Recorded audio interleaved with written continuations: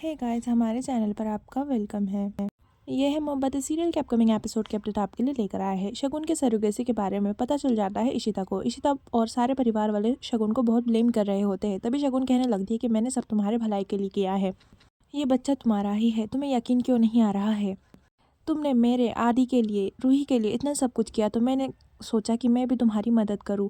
रमन के साथ मिलकर मैंने सरोगेसी एक्सेप्ट की, लेकिन तुम मुझे ही बोली जा रही हो, मुझे ही सुनाई जा रही हो। तभी यहाँ पर रिश्ता कहने लगती है कि मुझे बच्चा चाहिए था, लेकिन तुम्हारी कोख में ये बच्चा है, इसलिए ये बात मुझे बिल्कुल अच्छी नहीं लग रही। शगुन बहुत गुस्सा हो जाती है और कहने लगती है कि अब मैं तुम्हें बच्चा दूंगी ही नहीं, ये बच्चा मेरा है, अब मैं इसे लेकर बहुत दूर चली जाऊँगी, तुम इसे देखने के लिए तक तरस जाऊँगी। इशिता ऐसा वो कह रही होती है। वो कहने लगती है मैंने तुम्हारे साथ पहले इतना गलत किया था, तो मैंने सोचा कि मैं तुम्हारे साथ कुछ अच्छा करूं, लेकिन तुम्हें तो कुछ दिखाई देता ही नहीं है ना। सारे परिवार वाले मिलकर मुझे ब्लेम कर रहे हैं। और फिर गुस्से से वहाँ से जाने लगती है। रमन उसे रोकने की कोशिश करता है, लेकिन वो नहीं रुकती। सारे परिवार वाले परेशान हो रहे होते हैं। तभी यहाँ पर मिहिर कहने लगता है कि एसपी से कह दो, वो कहीं भी चली जाएंगी बच्चे को लेकर। रमन और इशिता का बच्चा शगुन के पेट में होता है सेरोगेसी की वजह से। इशिता के मोबाइल पर एक एमएमएस आता है जो कि शगुन का होता है। शगुन कह रही होती है कि तुमने मेरे साथ बहुत गलत किया है ना, अब देखना मैं तुम्हारे बच्चे को, यानी अब ये मेरा बच्चा है, इसे लेकर मैं बहुत दूर चली जाऊंगी। इस वक्त मैं मुंबई के एयरपोर्ट पर हूँ। बहुत ही जल्दी वहाँ पर एयरपोर्ट पर सारे लोग पहुँच जाते हैं और शगुन को वहाँ से पकड़ लेते हैं। तभी जो पुलिस वाले होते हैं शगुन को अरेस्ट कर लेते हैं, लेकिन जो शगुन होती है वहाँ से भाग जाती है। इशिता सभी को रोक लेती है और कहने लगती है इस बार सिर्फ और सिर्फ मैं बात करूंगी शगुन से। शगुन टेरेस पर चली जाती है। इशिता उसके पीछे चली जाती है। इशिता उससे कहने लगती है कि शगुन तुम क्या कर रही हो, मेरी बात मानो, सुनो, रुक जाओ। आई एम सो सॉरी शगुन, तुम्हें बुरा लगा है ना। तभी वो कहने लगती है तुमने मेरे साथ क्या किया, तुमने मुझे इतना गलत और भला बुरा कहा, अब तुम मेरे सामने अच्छी इसलिए बन रही हो क्योंकि मेरे पास तुम्हारा बच्चा है।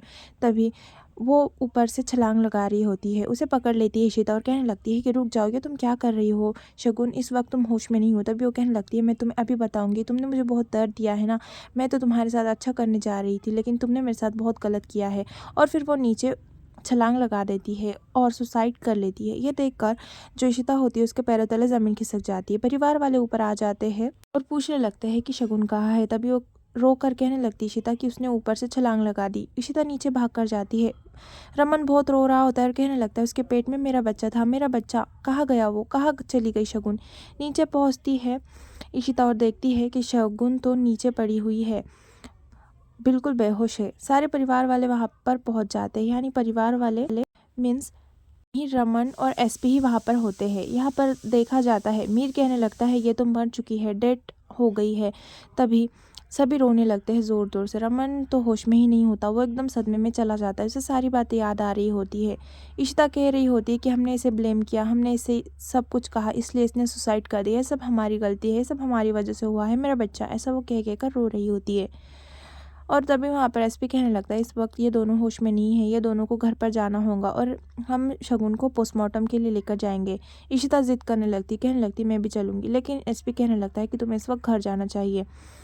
यहाँ पर जो रमन, मिहिर और इशिता होते हैं वो घर आ जाते हैं। परिवार वाले देखते हैं और फिर तभी जो संतोषी होती है भागकर आती है और देखती है रमन के शर्ट पर ब्लड भरा हुआ है। उसे लगता है कि रमन के साथ ही कुछ हुआ है। तभी वो शगुन को ब्लेम करने लगती है, कहने लगती है सब शगुन की गलती है, शगुन ने ये सब किया है, मुझे पता है कि वो लड़की बिल्कुल अच्छी नहीं है, बहुत ख़राब है। तभी यहाँ पर रमन चीख कर कहने लगता है कि नहीं रही वो, अब सुसाइड कर लिया उसने हम सब की वजह से, ऐसा वो कहने लगता है। और कहने लगता है हमारा बच्चा भी इस दुनिया से चला गया। यहाँ पर इशिता बहुत रो रही होती है फूट फूट कर और कहने लगती है मैंने उसे रोकने की कोशिश बहुत की, लेकिन वो नहीं रुकी, उसने मेरी एक नहीं सुनी।